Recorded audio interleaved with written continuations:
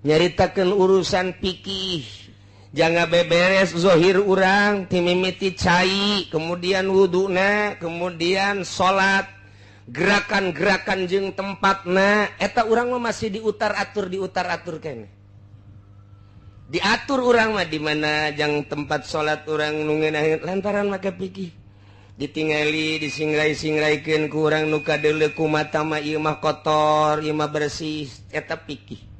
Ketika orang geus make ilmu thariqah lain deui babauan teh ya lain urusan babauan geus babauan secara batin kaambe ku urang musola ieu mah bau proposal musola ieu masjid ieu bau proposal geus lain aambeunana geus lain teu kaharti ku batur kunaon sih embung didinya salatna sia mah sia bae ulah nurutan mama emang kunaon mama mah teu tilok salat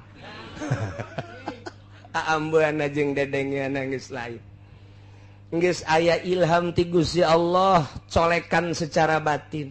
Sok laksanakeun, sok ulah.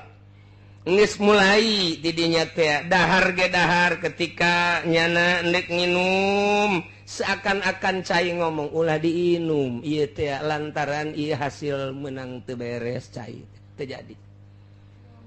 Teu jadi.